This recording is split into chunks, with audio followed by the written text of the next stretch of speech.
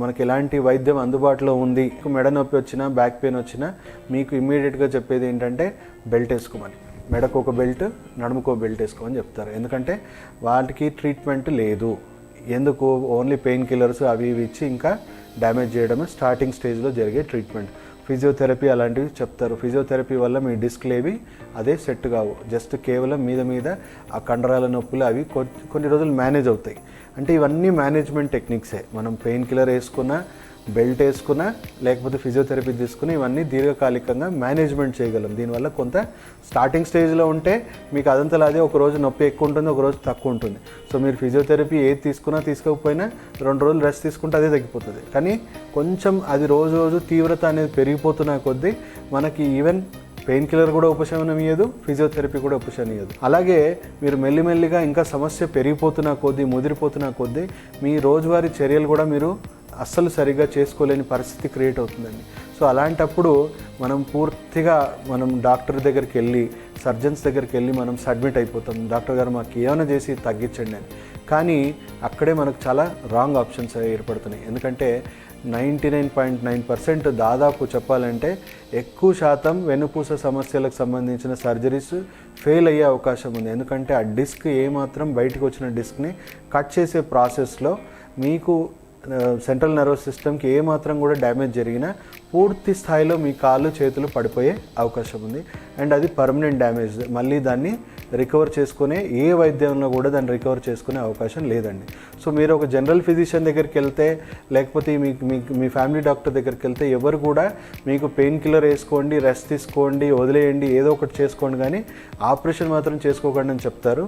అదే ఒక సర్జన్ దగ్గరికి వెళ్తే మాత్రం మనకు ఎక్కువ శాతం మన వెల్ విషర్స్ అయితే వాళ్ళు మీకు చెప్పరు. వెల్ విషర్స్ కాకపోతే డెఫినెట్గా మీకు సర్జరీకి కూడా ఎంకరేజ్ చేసే అవకాశం ఉంది. కొన్ని అంటే 100లో ఒక 2-3 ఉంటాయండి చాలా తీవ్రమైన కేసు, వెన్నుపూస డిస్లొకేట్ అవ్వడము. అలాంటి కేసెస్లో సర్జరీ తప్ప మనకు వేరే ప్రత్యామ్నాయం లేదు. కానీ చిన్న స్లిప్ డిస్క్లకు, బ్యాక్ పెయిన్లకు మనం సర్జరీలు అనవసరంగా చేసుకోవాల్సిన అవసరమే లేదండి.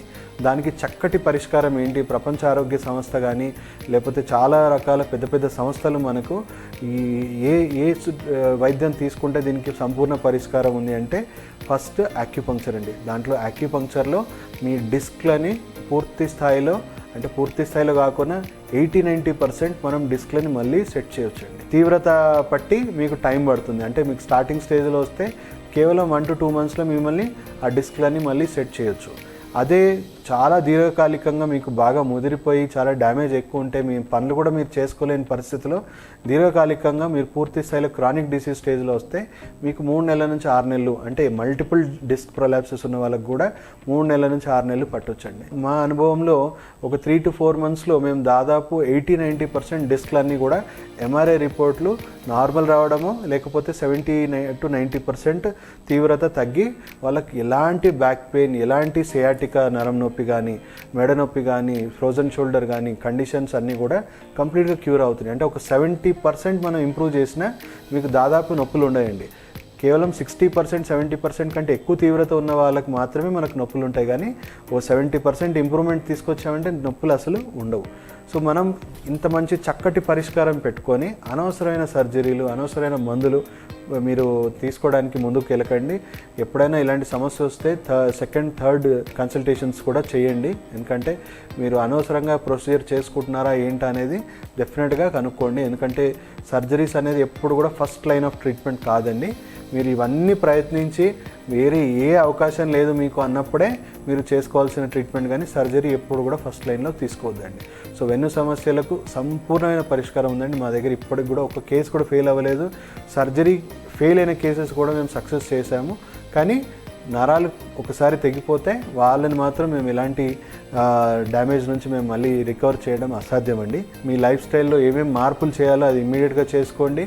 ఆ మార్పులు చేసి ఫస్ట్ మీకు ఈ ప్రాబ్లం ముదరకుండా చూసుకోండి. ఎందుకంటే ఇది దాదాపు 60-70% జనాలు కామన్గా సఫర్ అవుతున్న problem. So life style correct చేసుకోవడం ఫస్ట్ చాలా ఇంపార్టెంట్. ఆహారపు అలవాట్లు సరిగ్గా, అంటే టైంకి తినడం, సరైన ఆహారం తినడం చాలా ఇంపార్టెంట్. అండ్ మీకు చిన్న పెయిన్ ఉన్నా, చిన్న డ్యామేజ్ ఉన్నా మీరు దయచేసి ట్రెడిషనల్ మెడిసిన్ అంటే మన యాక్యుపంక్చర్ లాంటి వైద్య విధానాన్ని మీరు అవలంబించి దాన్ని పూర్తి పరిష్కారం చేసుకునే అవకాశం ఉందండి. కేవలం మేనేజ్మెంట్కే మరి చూడకండి. మేనేజ్మెంట్ కాకుండా కంప్లీట్గా దాన్ని క్యూర్ చేసుకునే అవకాశం ఉంది.